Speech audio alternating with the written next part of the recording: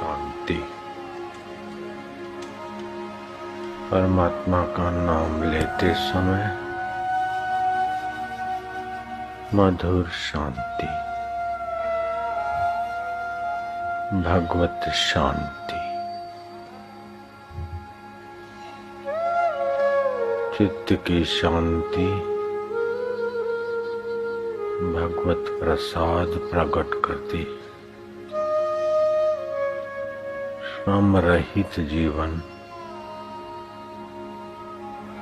पराश्रय रहित जीवन जीवन दाता से मिलने में सफल हो जाता है। भोग में श्रम है, संसार के सुखों में श्रम है, पराधीनता है। लेकिन परमात्मा सुख में श्रम नहीं है, पराधीनता नहीं है। श्रम रहित अवस्था विश्राम की होती है। श्री कृष्ण 70 साल के हुए, एकाएक अनजान जगह में चले गए। घोर अंगिरस ऋषि के आश्रम में अज्ञात रहे, किसी को पता नहीं चले।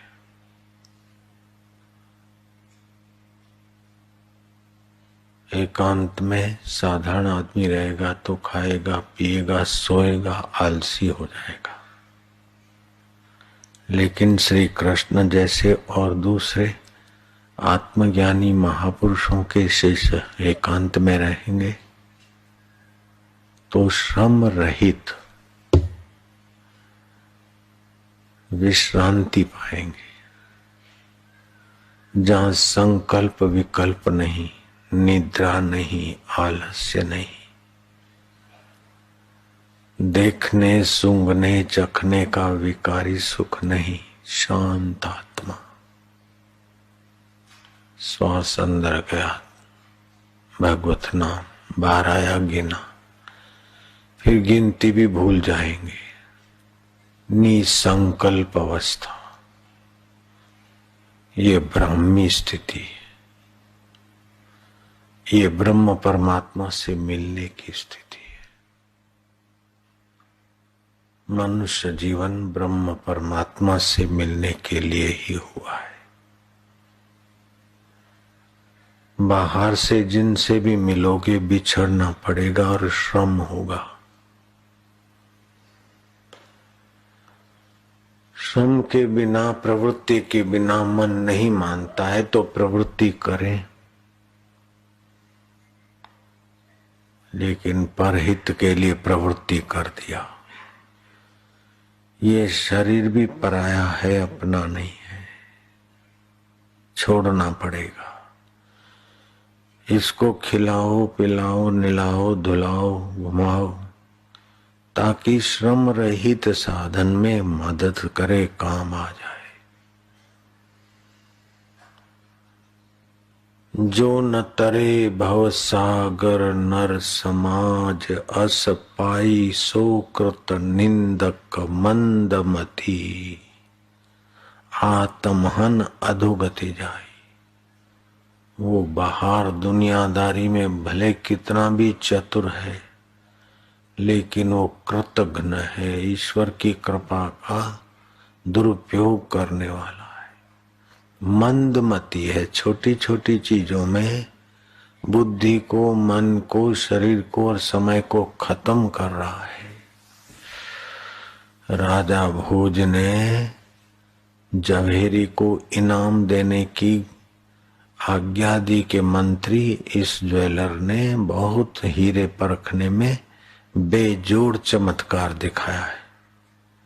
तुम्हें जो भी उचित लगे इसको इनाम दे दो। तो मंत्री ने कहा, मुझे तो उचित लगता है कि इसकी टाल पे 7 जूते मार दे। एक तो मनुष्य जन्म मिलना कठिन है, फिर इतनी बढ़िया बुद्धि, और इस बुद्धि को मूर्ख ने पत्थर पर रखने में लगा दी।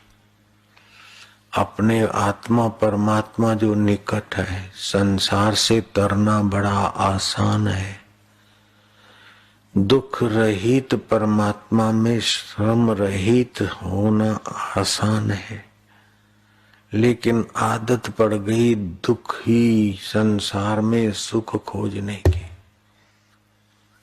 फिर कभी कोई आपत्ति, कभी कोई चिंता, कभी कोई तनाव, कभी कोई भय, और अंत में न जाने कितनी कितनी चिंताएं वासनाएं लेकर बेचारा मर जाता है। ये उसी रास्ते जा रहा है।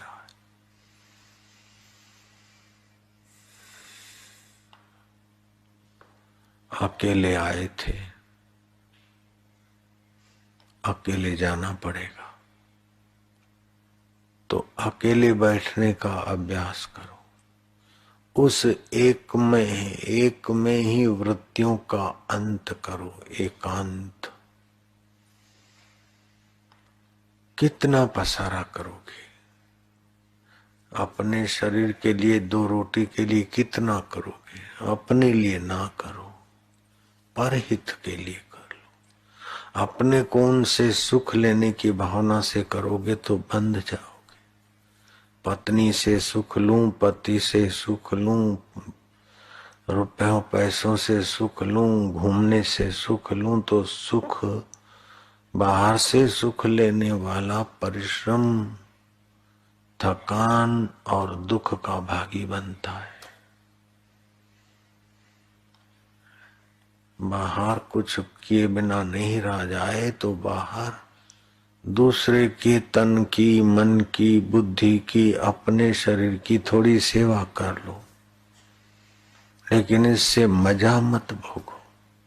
मजा अपने आत्मा में शांत होने में,